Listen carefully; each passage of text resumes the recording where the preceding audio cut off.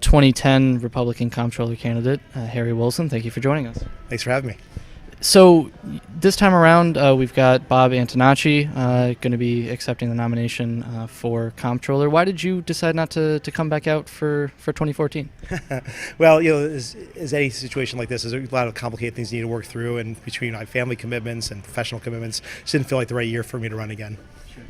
Do you have any advice for Bob? Have you spoken with Bob to give him any advice about a strategy this time around as to how to defeat State Comptroller Tom DiNapoli? Sure. So I have not spoken to him recently. I have spoken to him in the past and know him from my 2010 run. I think the key thing is most people don't understand the power of the controller position because it has so much ability to do good that's still underutilized by the current controller. I think Mr. Antonacci should make the argument that he can really use the powers of the office to really reform the state spending process, particularly if Rob is the governor, and that can make a really powerful impact on the state and for the benefit of everybody. The hardest part, though, is just getting your word out there, getting your message out there, because most people aren't paying attention to the controller's race, unfortunately.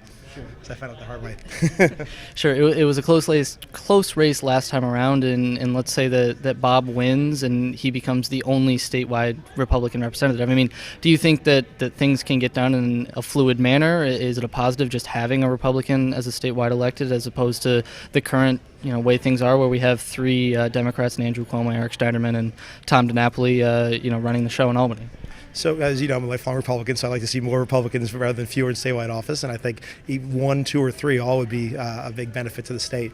I think at the end of the day, right now, because we have a monolithic state government, it is a lot of voters can take it for granted, and there isn't room for dissension and room for moving policy forward on a bipartisan basis. And so I think we definitely need better representation across the state. And I think the fiscally conservative principles that the Republican Party stands for and hasn't always been a great advocate for in the past is exactly what the state needs. Because the only way we'll get our business environment from being 50th in the country to some much higher levels, what our citizens deserve. What do you make of the public campaign financing for this race, and do you think it's a positive that Bob picks up on that? So I think it's silly the way it was developed. It was developed at the 11th hour. It was developed only for one office. I generally oppose public financing for campaigns. I think it's welfare for politicians. All the rules are always written, even though it sounds good in concept, the rules are almost always written to benefit the incumbents. And so as a general matter, I think they end up tilting the playing field towards the incumbents, which is bad for democracy.